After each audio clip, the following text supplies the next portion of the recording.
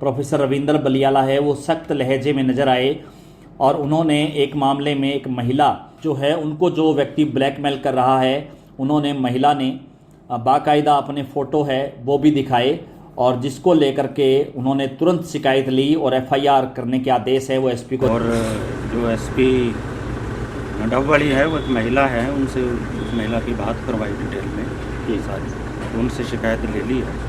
जो भी आरोपी होंगे उनके खिलाफ कार्रवाई करेंगे। सपनों की दुनिया में अब एक नई चमक लाएं, अपने घर की रौनक में चार चांद लगाएं, थकी हुई दीवारों में नया जोश ले आएं। इंटेलेक्स पेंट्स के संग जिंदगी में कुछ अच्छी यादों को बनाएं। संपर्क करें 180021239494 पर। नमस्कार, मैं प्रमोद और आप देखना शुरू कर चुके हैं दी सड़कनामा.com। इस वक्त मैं मौजूद हूं सिरसा में और हम आपको बता दें कि आज हरियाणा राज्य अनुसूचित जाति आयोग के चेयरमैन प्रोफेसर रविंद्र बलियाला हैं वो पहुंचे हैं और आपको दिखा रहे हैं तस्वीरें सिरसा के पंचायत भवन की, जहां पर आज सिरसा और डबवाली के पिछले 2 सालों के जो मामले हैं, खास करके SC/ST के मामले हैं, उन मामलों में रिव्यू किया जा रहा है और मामलों की सुनवाई है वो की जा रही है।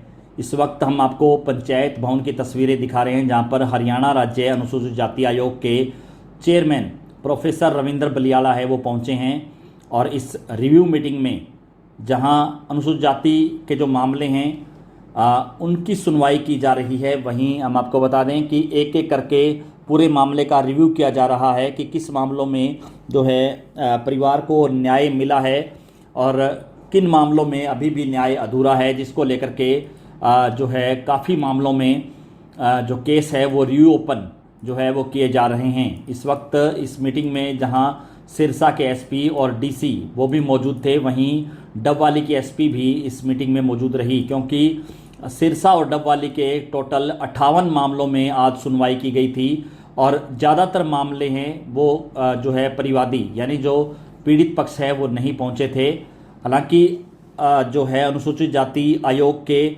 चेयरमैन उन्होंने कहा कि पूरी तरह से परिवारों को सूचना दी गई है या नहीं, उसको लेकर के भी उन्होंने रिव्यू किया, लेकिन सीधे तौर पे कह सकते हैं कि आज जहां 58 मामलों की सुनवाई की गई, वहीं आज काफ़ी जो है दर्जन भर नई शिकायतें हैं वो भी सुनी गई, जिसमें ज़्यादातर मामले हैं वो पुलिस के खिलाफ है वो देखे गए और काफ़ी ऐसे मामले थे जिनमें से जो लोग हैं वो मुखर होकर के पुलिस के खिलाफ बोल रहे थे कि अनुसूचित जाति के मामलों में पुलिस है वो पूरी तरह से कार्रवाई नहीं करती है।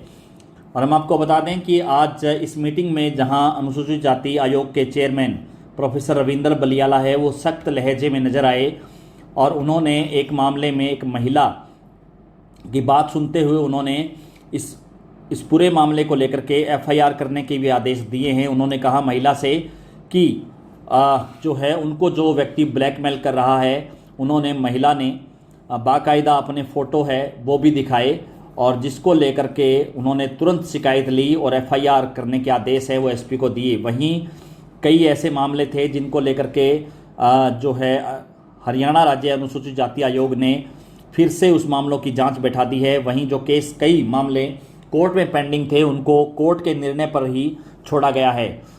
रिव्यू मीटिंग के बाद क्या कुछ कहते हैं प्रोफेसर रविंद्र बलियाला वो भी आप सुनिए। उसमें बहुत केसेज ऐसे थे कि जो पहले कंप्रोमाइज़ हो चुके थे, तो हमने ये पूछा कि जो अनुसूचित जाति के लोग हैं जिन्होंने कंप्रोमाइज़ किया कि कोई आप के ऊपर दबाव तो नहीं था, तो सबने ये कर रहे हैं ऐसी कोई बात नहीं थी, कोई जवाब नहीं था। इसी तरीके से 4-5 केस ऐसे थे कि जिनके ऊपर थोड़ा समय लग रहा था, तो इसलिए इन 5 केसों की हमने फाइल है वो पंचकुला आयोग के ऑफिस में मंगवा दी है। वो फाइल का पूरा अध्ययन करके उसके अनुसार केसों का निपटारा किया जाएगा। तो ज़्यादातर मामलों में शिकायतकर्ता नहीं पहुँचे, क्या मानेंगे? सूचना ना पहुँचना एक उसका आधार है या कुछ और क्या कहेंगे? नहीं, ऐसी बात नहीं है। वो हमने सूचना का भी रिकॉर्ड एग्जामिन किया जी, हमें लगा कि शिकायतकर्ता नहीं आई, तो हमने सूचना देखा, पुलिस ने सूचना सही कर रिकॉर्ड हमने देखा है, चेक किया। सर एट्रोसिटी के काफ़ी मामले हैं जिनमें ये देखने में आया कि उनकी पीरियड उसका एग्जामिनेशन का काफ़ी लंबा जा रहा है, तो लंबे टाइम तो पेंडिंग केस क्यों पड़े रहते हैं पुलिस में, विशेषकर पुलिस डिपार्टमेंट में? इसी चीज़ के लिए तो आयोग का गठन किया गया है कि यदि किसी भी तरह की कोई अनियमितता पाई जाती है तो उसमें जिस भी पक्ष का किसी न किसी तरह से रोल होता है तो उसको कहा जाता है। आयोग बोलता है भी इस तरह से नहीं होना चाहिए। आपके सामने भी जैसे भीम आर्मी के लोगों ने स्पष्ट तौर पे कहा कि वो कार्रवाई नहीं करने देते, तो क्या ऐसे अधिकारियों के खिलाफ भी कार्रवाई करेगा आयोग? नहीं, यदि कोई ऐसे सामने आएगी तो बिल्कुल SC/ST एक्ट का सेक्शन 4 है, उसके अनुसार यदि किसी अधिकारी की गलती पाई जाएगी तो तुरंत कार्रवाई। केवल 2 ही आरोपियों को गिरफ्तार करके कोर्ट में पेश कर दिया और पुलिस डिपार्टमेंट कहते जी 2 कोर्ट है, कोर्ट में है मामला, बस अब तो इसको बंद कर दिया। तो फिर हमने ये देखा कि क्या वास्तव में ही उसमें 2 ही आरोपी थे या 10 थे या 5 थे। तो इसलिए रिव्यू करने का मतलब ये है कि जो पीछे वाले केस है, तो हमने आयोग का जो मेन मकसद यही है ना कि SC से संबंधित जितने भी लोग हैं। एक मामले में सर महिला ने कहा था कि उसको ब्लैकमेल किया जा रहा है, फोटो भी आपको उन्होंने उपलब्ध करवाई है, शिकायत भी आपने दोबारा मांगी गई थी, तो क्या त्वरित कार्रवाई उस पर की जाएगी? FIR के आदेश दिए? उनकी शिकायत ले ली है जी। और जो SP डब वाली है वो एक महिला है, उनसे उस महिला की बात करवाई डिटेल में ये सारी, तो उनसे शिकायत ले ली है। जो भी आरोपी होंगे उनके खिलाफ कार्रवाई करेंगे। तो ज़्यादा से ज़्यादा इस वीडियो को आप शेयर जरूर कर दीजिए और कमेंट सेक्शन में आप अपनी राय जरूर दीजिए कि इस पूरी वीडियो को लेकर के आप क्या सोचते हैं। बहुत बहुत शुक्रिया।